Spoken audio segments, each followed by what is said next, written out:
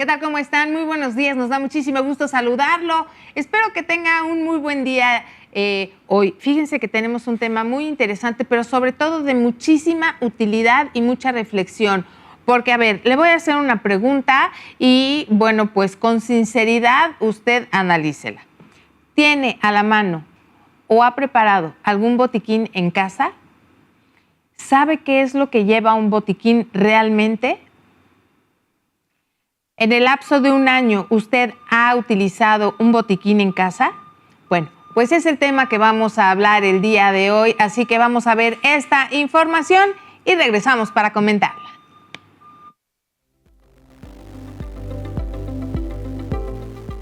A todos nos gusta pensar que nuestros hogares son lugares seguros y en su mayor parte lo son. Pero incluso los accidentes más pequeños pueden ocurrir cuando menos lo esperamos. Un resbalón, un pequeño corte mientras cocinas, es en esos momentos que tener un botiquín de primeros auxilios bien equipado no es solo una buena idea, es una necesidad. Es tu primera línea de defensa, la tranquilidad de saber que tienes lo básico para atender una emergencia menor. ¿Qué debería llevar? Piensa en lo esencial: vendas y gasas de diferentes tamaños, antiséptico para limpiar heridas, tijeras pequeñas, cinta adhesiva y, por supuesto, analgésicos para esos dolores de cabeza inesperados. No olvides incluir un termómetro y unas pinzas para las astillas. Pero no basta con tenerlo. Mantenerlo al día es crucial. Revisa las fechas de caducidad de los medicamentos 1 o 2 veces al año y reemplaza lo que esté vencido. Asegúrate de que todos en casa sepan dónde está y cómo usarlo.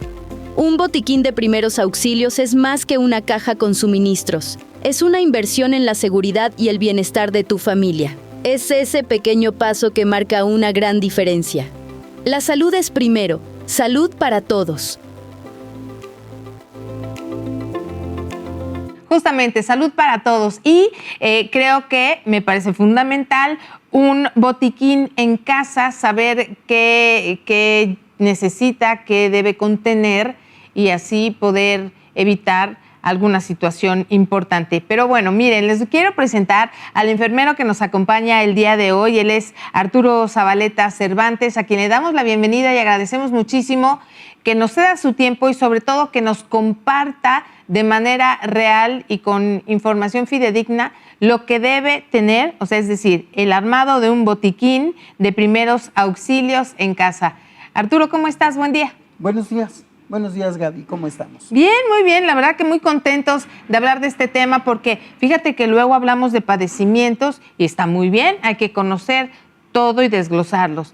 Pero este tema a veces no se habla y creemos que lo estamos haciendo de manera correcta y puede ser que no, como por ejemplo es mi caso. A ver, ¿qué debe tener un botiquín básico en casa para emergencias comunes? ¿O lo que debe tener un botiquín, Arturo?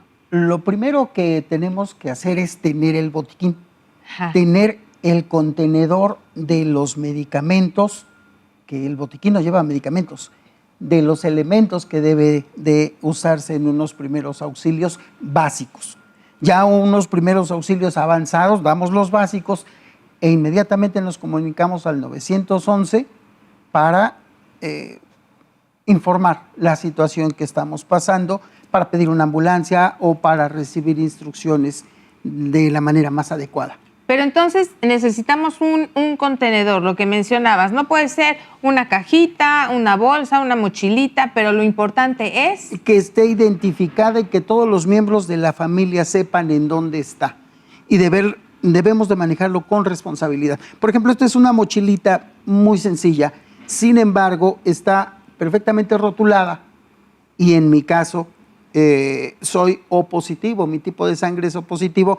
Ya en la mochilita tiene en la parte de afuera que soy O positivo. Por ejemplo, si me la llevo de viaje, si me voy de campamento, si me voy en la motocicleta, salgo, entonces mis compañeros ya saben que en mi motocicleta va el botiquín y en el botiquín va marcado mi tipo de sangre. Es importante que también adentro cuentemos con una tarjeta de identificación a mano, escrita a mano y la enmicamos. Mi nombre, mi tipo de sangre, mi fecha de nacimiento para saber la edad que tengo y las morbilidades o comorbilidades O padecimientos. que tengo. Habríamos de acotar aquí el padecimiento. La enfermedad es una, la situación de emergencia es otra y el padecimiento es cómo percibe la persona su enfermedad. Por ejemplo, yo padezco, por decir algo, lupus. Afortunadamente no. Padezco lupus. Esa es mi enfermedad. Mi padecimiento es cómo lo percibo de manera personal, de manera subjetiva. A partir del lupus me siento triste, me siento desolado, me siento abandonado. Ese es el padecimiento. El padecimiento es uno, es la percepción que cada persona se forma, la enfermedad es otra. Bien, ahora, ya que tenemos nuestro contenedor perfectamente identificado, creo que es muy importante lo que mencionaste y además poner nuestro tipo de sangre porque muchas personas ni lo saben y para alguna transfusión, alguna emergencia es necesaria. También la cuestión de la comunicación que mencionabas es fundamental porque muchas veces decía, no se deje al alcance de los niños. Y tú me dijiste, no, mejor que sí lo alcancen. Que lo alcancen y que sepan usarlo con responsabilidad. Perdón, dentro de la tarjeta también hay que poner el número de teléfono de mi contacto más cercano. A ver, entonces, vamos a repasar. Tenemos que hacer una tarjeta en donde venga incluido el nombre completo, fecha de nacimiento, el tipo de sangre, el tipo de morbilidad o comorbilidad, y también el número de contacto más cercano y el nombre de la persona, ¿no? Cuando menos 2 contactos. Cuando menos 2 contactos, perfecto. Y con poner número parentesco, de teléfono. vecina, Parentesco. tío, esposa, esposo, parentesco, el nombre y el número de contacto. A veces la persona más cercana para algunos adultos mayores, por ejemplo, Sí. Que somos muy vulnerables y entre mayores, más grandes, somos más vulnerables. Entonces, pongo el número de teléfono de mi hija y mi hija vive, no sé, en Houston, Sí. no va a venir. O aunque vive en Querétaro, no va a venir. Entonces pongo el número de mi compadre, de mi vecino, de la persona más cercana y que sí conteste. Justo, es lo que te iba a decir. Hay que poner el número de la persona que sí vaya a contestar, sea el parentesco que sea. Porque a lo mejor dices, mi mamá o, bueno, alguna sobrina es la más allegada, pero nunca contesta el teléfono o lo contesta, pero no de una manera tan rápida. Hay personas que de verdad, o sea, tienen el teléfono y puede sonar y sonar y sonar, no contestan el teléfono. Entonces, sí, sobre todo con los adultos mayores, alguien que vaya a estar atento, que vaya a contestar y puede ser la vecina de junto, la vecina de enfrente o alguien que sí puede acudir al llamado de inmediato. Sí, nosotros mismos, volvemos a lo del padecimiento, cómo nos percibimos, pero también tenemos que percibir nuestra realidad. Y mi persona más cercana es, por decir, mi hijo, mi esposa, pero mi esposa o mi hijo o mi compadre no contestan, entonces, ¿para qué lo pongo? No pongo a quien sí contesta, a quien sí contesta, a quien está cercano, mi vecino del piso de arriba, del piso de abajo, de la siguiente puerta, él me puede asistir o yo lo puedo asistir a él. Hay que tender redes. Redes de apoyo. De apoyo.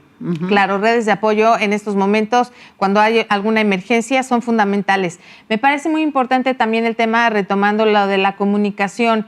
Hay que enseñar a nuestros hijos, a la edad que sea, y sobre todo en ese tenor se les dará la explicación conforme a la edad, pero que sí sepan que, porque muchos dicen, no se deja al alcance de los niños. Sí, porque los niños son curiosos y a lo mejor lo sacan, lo abren, se pueden tomar algo, etcétera. Mejor enseñarles que eso se utiliza para cuándo, qué contiene, para qué se usa.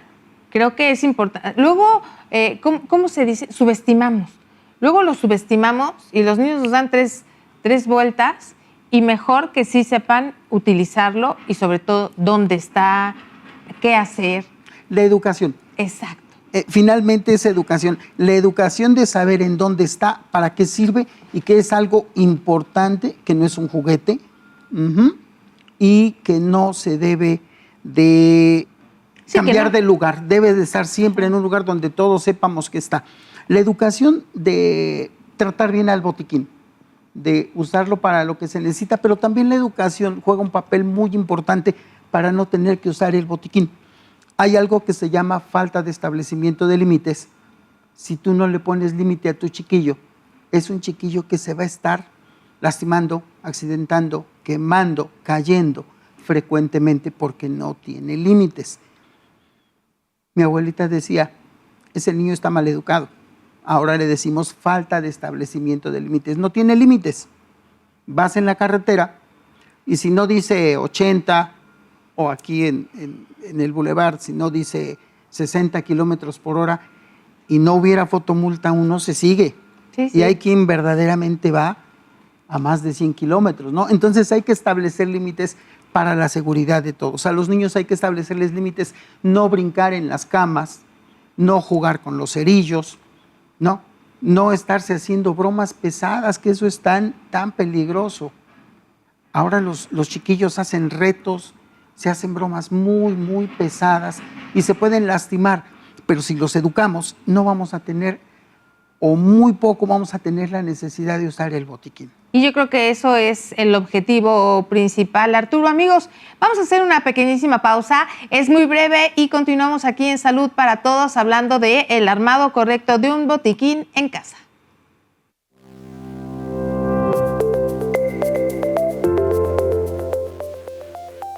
Procura que esté organizado y actualizado. Revisa tu botiquín periódicamente, al menos cada 6 meses, para desechar medicamentos caducados y reponer los que hayas utilizado. Etiqueta los productos claramente y organízalos por categoría. Por ejemplo, analgésicos, antisépticos, material de curación.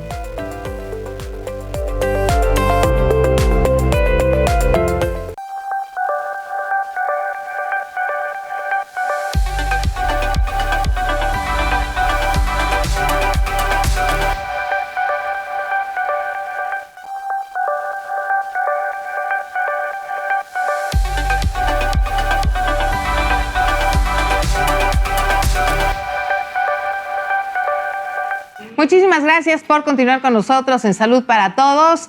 Con el enfermero Arturo Zabaleta estamos hablando acerca del armado de un botiquín de primeros auxilios en casa. Y bueno, pues ya que vimos el recipiente que teníamos, el contenedor, vamos ahora a ver qué tiene adentro, qué sí debe llevar un botiquín y qué no. Porque a lo mejor le pasa como a mí, pensamos que el botiquín lleva medicamentos. Y me dice Arturo, no, medicamentos no. Y yo, entonces, ¿qué lleva? Vamos a verlo. A ver, entonces ya abrimos ese contenedor. ¿Qué es lo que sí lleva un botiquín? ¿Qué sí lleva? Lleva vendas. Bueno, pero primero, yo medidas. pensaba que medicamentos, y me dices que medicamentos no. La norma oficial mexicana es 005 de 2010, que no ha recibido actualización. Nos dice lo que debe de llevar de equipamiento, un establecimiento de atención no hospitalaria, por ejemplo, ambulatoria, por decirlo así. Un consultorio dental, el consultorio médico general, el nutricionista, pero también menciona al botiquín. Pero eso lo menciona la norma oficial mexicana 005 para un profesional. Todos los medicamentos que debe tener gel, debe de gel que sustituya a la sangre para no hacer un shock hipovolémico, porque a la falta de volumen puedes caer en una falla cardíaca por una hemorragia. Entonces ya el médico, el profesional, pero estamos hablando de un botiquín básico, casero. Entonces, el profesional sí debe de manejar medicamentos, pero nosotros no, porque nosotros no podemos prescribir. Sería irresponsable de nuestra parte. Yo como enfermero podría prescribir algunos medicamentos, sin embargo estamos hablando del botiquín casero y una ama de casa no va a dar, por ejemplo, tiene un dolor abdominal y dice, ahorita para el dolor abdominal le vamos a dar tal y tal, porque eso es lo que se acostumbra, ¿no? Autorrecetarse. Sí. Pero dentro de esa buena intención podemos enmascarar un cuadro de apendicitis, por ejemplo. Y una Claro. apendicitis es algo bastante grave. No, la realidad es que necesitamos saber qué tiene nuestro contenedor. A ver, entonces tiene vendas. Tiene vendas de diferentes tamaños. Tamaños, sí. Aquí tenemos una venda de 5 centímetros, otra de 10 centímetros, otra de 15 centímetros que, bueno, sería básicamente lo que usaríamos de vendajes Sí. para hacernos hasta un cabestrillo, para hacernos una inmovilización de algún tipo, una fractura, por ejemplo. Y tiene también gasa. Gasa. Ujú. Oye, y ahí veo un silbato. ¿Vamos a hacer ejercicio o Vamos. vas a llamar? O ¿Para qué vamos a usar el silbato? Porque al ser un botiquín básico, es para el hogar. Solamente va cambiando muy poquito dependiendo quién lo va a usar. El botiquín es prácticamente el mismo para todos, para llevar en el auto, para llevar en el camión, para salir de viaje, Ujú. para... Sí, cuando vamos de campamento también. Cuando Bueno, va- ese es otro, ¿verdad? por ejemplo, para la alta montaña. Ajá. La alta montaña requiere el botiquín, el tipo de sangre, el contacto, todo lo que ya hablamos, y el alpinista debe de llevar El su silbato. silbato. ¿Para qué? Se cayó una zanja, se accidentó de alguna claro. manera, se perdió del grupo, porque por ejemplo en una ventisca nadie ve por dónde va. En la alta montaña se acostumbra que por cada 2 personas que van a hacer montañismo debe de ir un guía experimentado. Ujú. Si van 10 personas, van 5 guías. ¿No? Bien. Ujú. Entonces, para eso es el silbato. Para eso es el silbato. Me fui a una zanja, me perdí, a gritos me voy a cansar, Sí. me va a ir mal, me voy a desoxigenar Sí. y tantas cosas. No lo sueno porque No, suena muy fuerte. Y de eso se trata. Es que yo tengo el mío, pero es para echar porras. Yo tengo uno.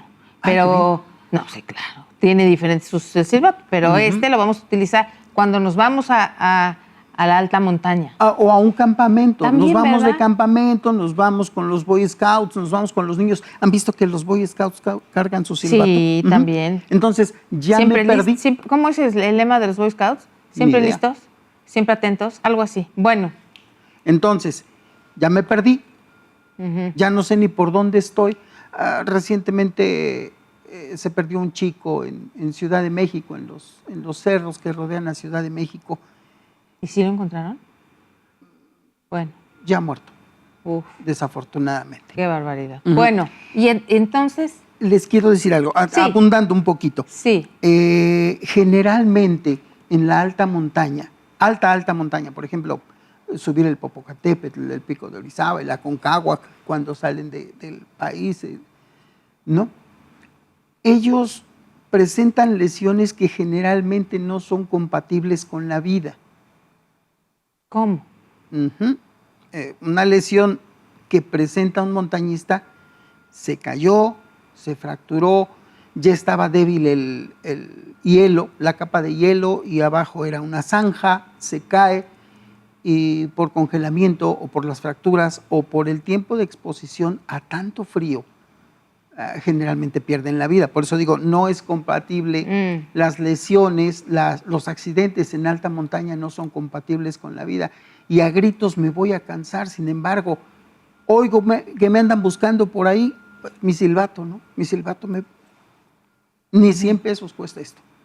Perfecto. Y me puede salvar la vida. Entonces, el botiquín, ¿qué quiero decir con todo esto? El botiquín depende para qué lo vayamos a usar. En casa es una cosa, y en la calle, en la excursión, en el motociclismo, en el fútbol, en los deportes, es un otro. poquito Más diferente. específico, claro. Es más específico, pero Sí. cambia muy poquito. Muy poquito.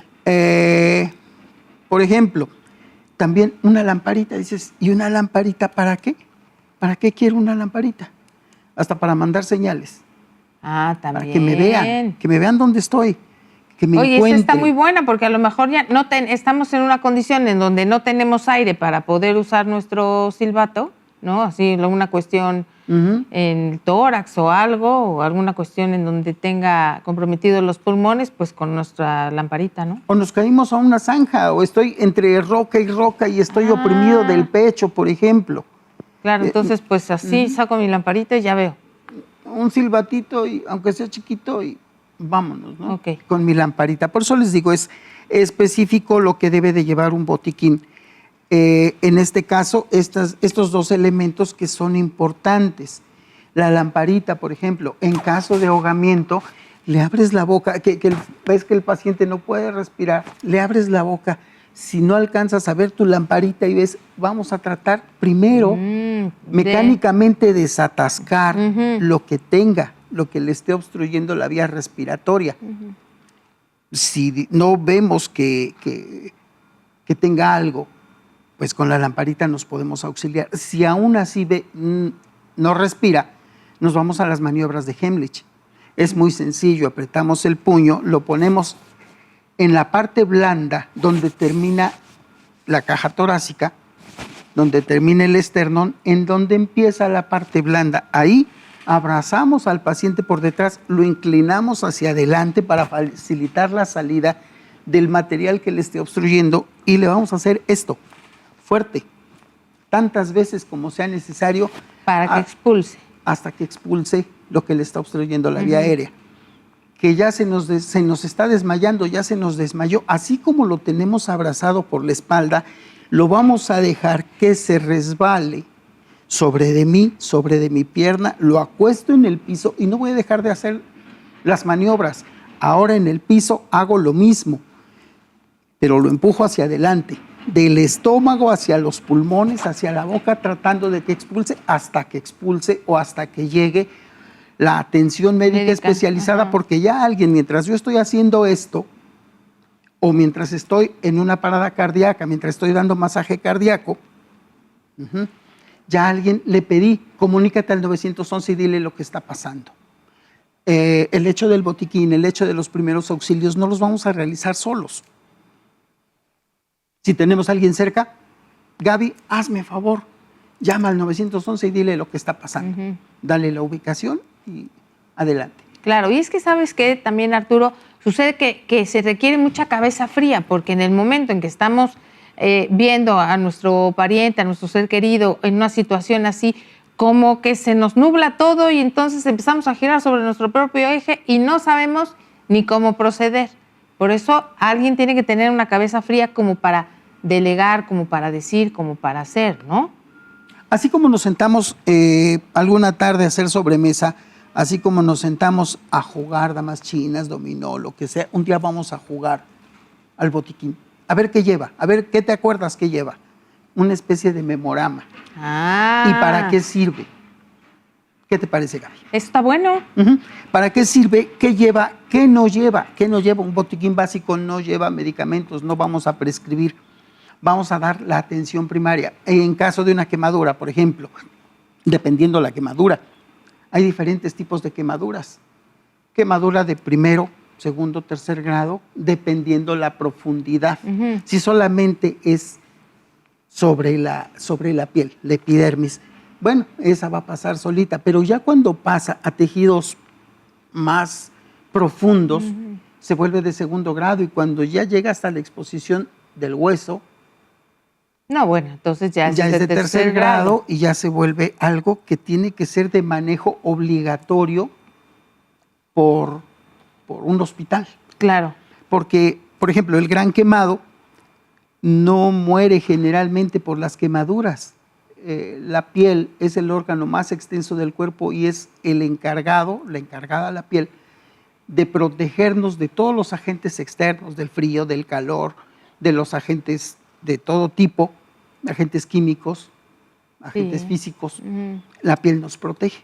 Al perder la continuidad de la piel, estamos expuestos a infecciones de todo tipo. Ahora imagínate, Gaby, el gran quemado, que pierde una gran extensión de piel, está expuesto a cantidad de infecciones. Bueno, pues mira, aquí nos vamos a detener un poquito. Amigos, vamos a hacer una pequeña pausa, es muy breve. Recuerde, si tiene preguntas puede hacerlas vía telefónica, vía WhatsApp o vía Facebook. Está muy interesante este tema. Estamos viendo lo que lleva un botiquín en casa, lo que sí y lo que no. Regresamos.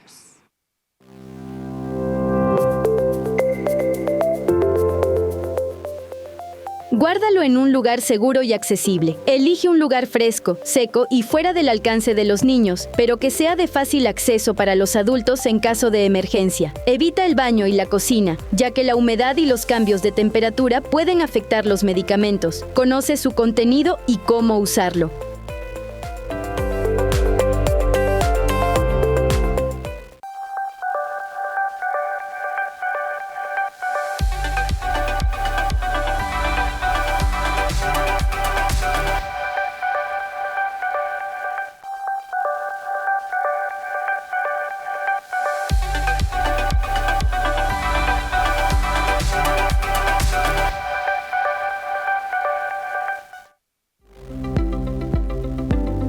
A todos nos gusta la idea de estar preparados, y cuando se trata de la seguridad en casa, un botiquín de primeros auxilios es el primer paso. Pero antes de agarrar el primero que ves, hay algunas cosas clave que debes considerar.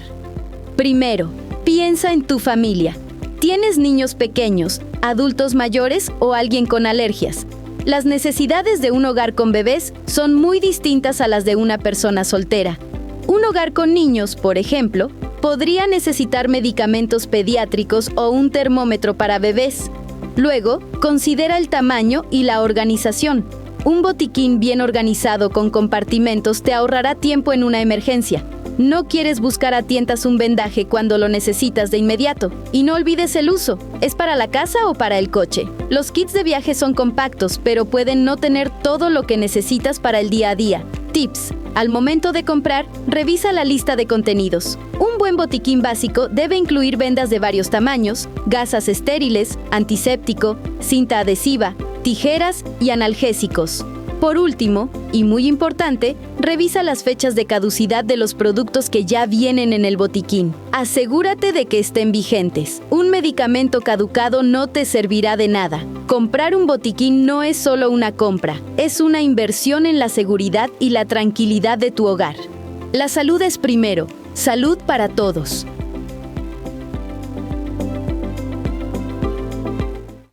Gracias por esta útil información. Y bueno, pues seguimos platicando con el enfermero Arturo Zabaleta acerca del armado de este botiquín de primeros auxilios en casa. A ver, Arturo, por ejemplo, si presentamos alguna quemadura. Una quemadura, dependiendo. Una quemadura puede ser con la estufa en la casa, pero también puede ser por electricidad. Y entonces, en ambos casos, en todos los casos de quemadura, vamos a meter el miembro quemado, en la parte que se haya quemado, vamos a pensar que fue una mano, que fue un pie, y lo vamos a irrigar con agua limpia. Agua limpia, porque luego empiezan con 20 soluciones, que ponle pasta de dientes, que ponle miel de abeja, que absolutamente nada. Ni tampoco agua oxigenada, luego pone. Tampoco. Nada agua, más que agua. Al chorro de agua. Si no se perdió la continuidad de la piel o si se perdió, al chorro de agua de 15 a 20 minutos para bajar la temperatura. ¿Temperatura del agua? Fría. Ok. Fría. Al chorro del agua. Al chorro del agua fría, metemos la mano 15 minutos, cuando menos 20 minutos está bien, a manera de que el daño que se causó en la superficie no vaya a los tejidos más abajo, más profundos, a los tejidos más profundos. Otra cosa, en caso de quemadura, la que sea, no vamos a reventar las ámpulas. Nos vamos directamente al hospital. No, eso no lo vamos a solucionar. Muchas veces decimos, no, aquí lo solucionamos. No reventar las ámpulas. Las ámpulas, de ninguna manera es pus, no existe una infección. Es una extravasación sanguínea. Se sale de los vasos parte de los elementos formes de la sangre, en este caso el plasma. El plasma acude a resolver esa quemadura y bajo el pellejito. Se queda ahí secuestrado el plasma tratando de solucionar esa elevación de la temperatura tan súbita y tan agresiva. Entonces vamos a ayudar Vamos a meter al chorro de agua la herida. Si es una herida expuesta, bueno, pues de preferencia vamos a tener nuestra agua. Uh-huh. Si es una herida una herida, la que sea. Pero vamos a necesitar muchísimas botellas de agua. Entonces nos vamos al chorro de agua. ¿Qué otra cosa tenemos que hacer en caso de una quemadura extensa, que sí se puede presentar en la casa? Si es una quemadura por electricidad, hay que buscar la quemadura de entrada y la quemadura de salida. Uh-huh. Sí, porque donde estamos haciendo tierra, por ahí sale también. Entonces hay que buscar por dónde entró y por dónde salió. Uh-huh. Vamos a retirar zapatos, vamos a retirar, importantísimo, joyas, anillos, brazaletes, el reloj, porque ante una quemadura va a causar inflamación, no inmediatamente. Pero imagínate, Gaby, que tienes el anillo, tienes tu anillo puesto, está muy bonito, pero tienes una quemadura y dices, no me lo quiten, no me lo vayan a robar. Entonces, al ratito, empieza a haber una inflamación generalizada, y el anillo le va a servir de una especie de cinturón para que no pase la irrigación sanguínea a este dedo, por ejemplo. No, entonces mejor retirar todo. Sí, en caso de quemadura, con mucho cuidado y bajo el chorro del agua, hacemos el retiro de joyas, de brazaletes y de todo. Los dejamos a un ladito, porque al haber inflamación, después ya no lo vamos a poder quitar. Y eso puede causar necrosis, por ejemplo, en el dedo. Y al rato es la quemadura más la pérdida del dedo, sí, no, que se quedó sin circulación, ¿no? O daño en el dedo. La movilidad. Bueno, ¿terminamos con quemadura? Terminamos con quemaduras. Ahora, ¿qué pasa cuando hay un golpe de calor que no es lo mismo que una insolación? ¿Podemos hacer esta diferencia y nos explicas, por favor? Un golpe de calor no necesariamente tiene que ver con estar expuesto al sol. Simplemente en algunas partes de nuestro propio país la temperatura sube tanto que ni siquiera tienes que salir a exponerte al sol para que te dé un golpe de calor. No, a la sombra, temperaturas tremendas. Sí, con, 40 grados con sensación de 45, por ejemplo. Entonces, en la insolación sí tiene que ver el sol, en el golpe de calor no necesariamente tiene que ver el sol. El golpe de calor se considera que después de los 39, 40 grados, el organismo pierde la capacidad de autorregularse. Y como en todos los accidentes, en todo lo que sucede, lo primero que tenemos que hacer es retirarnos del problema. Por ejemplo, si una persona le está dando el golpe de calor, primero lo llevamos a un lugar fresco. Si hay aire acondicionado, mejor. Lo vamos a hidratar. ¿Cómo lo vamos a hidratar? Vamos a prepararle en 1 litro de agua suero oral. Suero oral. Y se lo vamos a ofrecer a tragos pequeños, a manera de restablecer la hidratación. Porque una deshidratación se puede llevar los riñones en muy poco tiempo. Y al rato ya eres paciente renal por una deshidratación prolongada. Es demasiado grave. Entonces, ¿qué hacemos? Llevamos a la persona a un lugar fresco y de preferencia a donde haya aire acondicionado, y vamos a tratar de bajarle la temperatura. ¿En dónde le bajamos la temperatura a la gente? En la cabeza, con compresas de agua fría, en la cabeza, alrededor del cuello, en las axilas y en las ingles. Previo ya le quitamos la ropa para que se ventile, para que disipe el calor. Porque un golpe de calor, hasta podemos perder la vida. No. Y por insolación, además imagínate que los trabajadores de la construcción, el herrero, ¿no?, el mecánico, que están expuestos al sol. Altas temperaturas y durante mucho tiempo. Y todos los días. Sí, claro. Sí, porque pues yo salgo al sol de vez en cuando, y me requemo, quemadura de 1er grado cuando me voy a la playa, no pasa nada. Pero ellos todos los días. Claro. Y no están 20 minutos. No, por eso te digo. La mitad de su jornada o más. Están expuestos al sol. Exactamente. Oye, ¿y qué te parece si el tema de fracturas, que es el siguiente, que también necesitamos material para poder abordarlo en nuestro botiquín. Lo hacemos después de la pausa. ¿Qué te parece? Desde luego. ¿No? Bueno, pues entonces les recuerdo que estamos armando un botiquín de primeros auxilios en casa, aquí en Salud para Todos. Regresamos.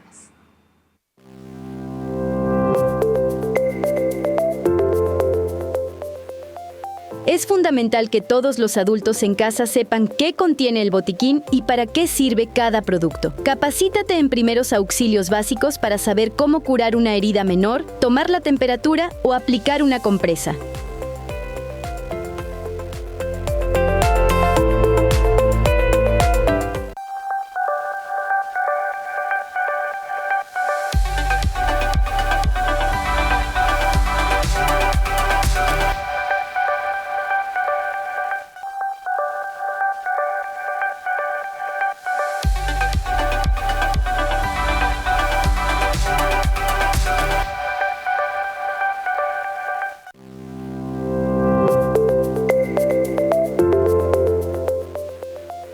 No te automediques y consulta a un profesional. El botiquín casero es para emergencias menores. Para problemas de salud más serios o que persisten, es crucial que consultes a un médico.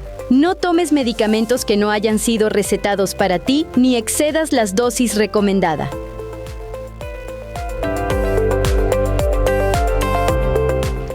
Sí, por favor, si el doctor prescribió 10 mililitros demos, no más, no se va a curar si le damos más medicamento. A ver, estamos en el botiquín, en el armado. Por ejemplo, una fractura, Arturo. Una fractura. Primero vamos a identificar que efectivamente sea una fractura. Sí, porque a veces puede ser esguince, luxación, etcétera. Pero entonces, ¿cómo? ¿Cómo? Lo revisamos, lo palpamos y hacemos la comparativa hasta donde el paciente aguante. Vamos a comparar, por ejemplo, de una pierna. Vamos a revisar la estructura de la pierna, por ejemplo, la izquierda, y sospechamos de fractura en la derecha. Bueno, ahora nos vamos a la derecha y vemos si hay diferencia en la forma. Si hay alguna diferencia, no nos vamos a exponer, mejor nos vamos a ¿Y entonces, entablillar. qué elementos para entablillarlo necesito? Ya preparé con anterioridad 2 abatelenguas pequeños, normales, y vamos a partir un abatelenguas. Lo partimos más o menos a la mitad. Si estamos pensando en una fractura de dedo, es lo más práctico, por eso lo hago con esto. La parte de las astillas que quede hacia afuera para que no me quede picando a mí. Claro. De acuerdo, entonces la parte de las astillas hacia afuera, después 2 abatelenguas más. A manera de poner rígido el dedo. De poner rígido el dedo. ¿Qué vamos a hacer? Vamos a tomar una venda. Con nuestra venda. Y con mi propia mano, con el dedo pulgar, por ejemplo, me ayudo, me auxilio yo mismo. Y empiezo a hacer mi vendaje. Empiezo a hacer mi vendaje. Es específico cómo va el vendaje. Siempre se empieza. Mira, mientras haces el vendaje, derecha. Arturo, de izquierda a derecha, recuerden siempre, leo estas 2 llamadas y agradecemos la participación del público. Fíjate que dicen, lo peor es que tengas todo en un botiquín y que no lo sepas usar. Eso está tremendo, por eso hay que saberlo usar. Y dice, tiene mucha razón, la cajita de medicina que es mi botiquín está para la tristeza y me preocupa que no pueda ayudar a alguien o a mí mismo, ¿verdad? Luego no sabe. Ah, mira qué bien, entonces lo vamos a hacer de izquierda a derecha y con como de arriba abajo. Y pues ya si lo queremos dejar además estético, vamos a dejarlo en forma de espiga, que se vea como una espiga de trigo. Muy bien. ¿De acuerdo? Bueno. Y con esto ya dejamos inmovilizado. Importantísimo. ¿Cómo vamos a inmovilizar? Aquí me va a costar trabajo ponerle la grapa y todo. Aquí mismo yo la meto. Meto en... Y ya lo quedó. Emparejo. Entonces, mire, requerimos de abatelengua, requerimos de venda, que ya nos había dicho, y del microporo. Si es necesario, sí. Si no, no. Ya atoré aquí la venda. Ya la dejé aquí atorada. Bueno, si es que tenemos, digo, por eso sí hay que tenerlo completo. Oye, el tiempo se nos va volando. A ver, ¿qué pasa si me mordió un perro? terminamos rapidito con fractura. Vamos a inmovilizar no nada más el pedacito de dedo, vamos a inmovilizar la articulación hacia abajo, la articulación hacia arriba, porque si yo inmovilizo nada más aquí el pedacito donde tengo la fractura, va a seguir teniendo movimiento y al estar haciendo esto el hueso fracturado me va a causar mucho dolor y va a provocar esquirlas, pedacitos de hueso que se siguen rompiendo. Entonces hay que inmovilizar de tal manera, ahora aunque quiera mover, aunque quiera doblar los dedos, no puedo porque está inmovilizado desde acá hasta acá. O sea, las articulaciones siguientes. Ok. Ay, no, ya las esquirlas ya hasta me dolieron. A ver, entonces ahora sí que necesitamos que nuestro botiquín incluya si nos muerde un perro. Jabón. Agua y jabón en abundancia. Hay que lavar en abundancia y hacer mucha espuma. El virus de la rabia no resiste donde hay oxígeno. No sobrevive en donde hay oxígeno. Entonces, al hacer espuma, vamos a hacer que estamos oxigenando. Estamos matando o estamos previniendo que el virus avance más y de inmediato irnos al centro de salud. Si podemos llevar el carnet del perro, a lo mejor es mi perro, es el perro del vecino, ya el médico va a valorar si me hace sutura o no. Las mordeduras de perro no se suturan porque guardamos al virus, lo encapsulamos y le damos oportunidad de que se riegue para todo el cuerpo. Sin embargo, si se tiene que suturar, hay que suturar, pero hay que poner otros medicamentos. Vacuna antitetánica, gamma globulina antitetánica y las vacunas de antirrábico, vacuna vera antirrábica en caso de que sea necesario, de que sea un perro desconocido o un perro escapado, un perro de la calle, no tenemos antecedentes de él. Solamente vamos a creer que el perro está vacunado si vemos los documentos y que estén actualizados. Claro, que veamos su carnet. Ahora, por ejemplo, ¿qué necesitamos si estamos en la alta montaña, estamos en nuestra casa, donde sea, y tenemos alguna picadura, ya sea de araña, de víbora, de alacrán? No es necesario que vayamos tan lejos para tener picaduras. No, por eso te digo, en nuestra propia casa. En nuestra propia casa. Sí. No es necesario ir tan lejos. En nuestra propia casa, en donde hay cachivaches, ahí se puede guardar las arañas. No todas las arañas son venenosas y en cambio hay algunas, la violinista, que si la ves desde su cabecita hacia su abdomen por la parte de su espalda, te vas a dar cuenta que tiene como un violonchelo.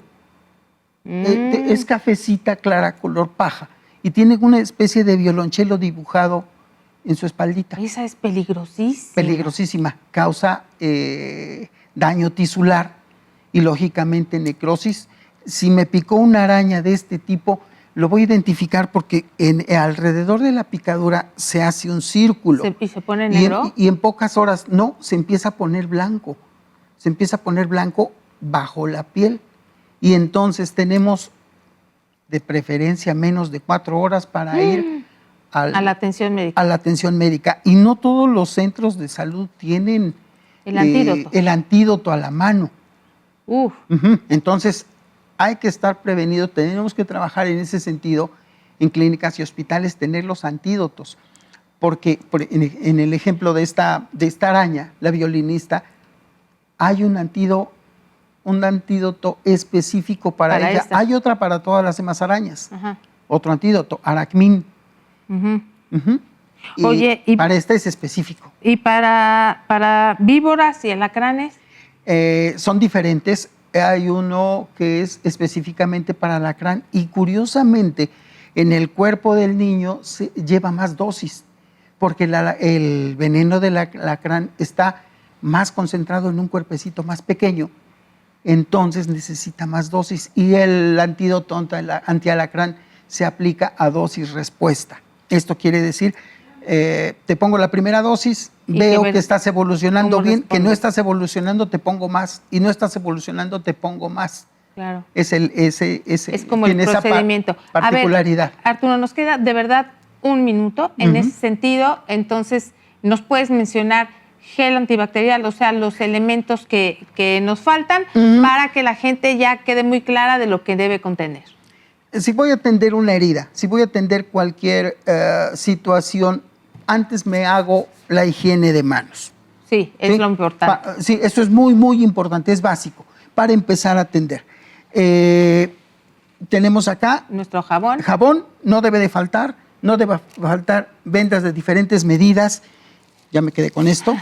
Apósitos en caso de una herida, vamos a tratar de taponar la herida, pero si, por ejemplo, si es una herida en donde se perdió la mano, se perdió. Ah, claro, sí. Entonces vamos a Machetazo. Sí, acá se perdió, a la altura de la muñeca, por ejemplo. Vamos a buscar las arterias que surten a la mano y vamos a hacer presión acá, hasta que encuentremos qué vena es la que tenemos que, qué arteria es la que tenemos que tapar, 1 y 2. Si solamente ponemos el apósito ¿Así? acá, No. Vamos a Tenemos que hacer presión en las venas. Tenemos que bloquear las arterias. Ah, las arterias. Las arterias. Por eso yo decía que eran las arterias. Sí, yo dije. No, está bien. No te lo discutimos. ¿Y qué más debe contener? ¿Con eso es lo básico? Es lo básico. Perfecto, pues entonces ya sabemos cuáles son los elementos correctos de un botiquín en la casa. Te agradecemos muchísimo, Arturo, que hayas estado con nosotros el día de hoy y nos vemos en una futura ocasión para que nos des una explicación acerca de otra cosa que necesitamos en casa. Claro que sí. El agradecido soy yo. Importante, la prevención. Siempre. La prevención, la educación. A los niños hay que ponerles límites para que se accidenten menos. Eso es lo más importante. Les recordamos también, en caso de alguna situación importante, acudir a la consulta médica y evitar la automedicación. Que tenga muy buen día. Muchísimas gracias.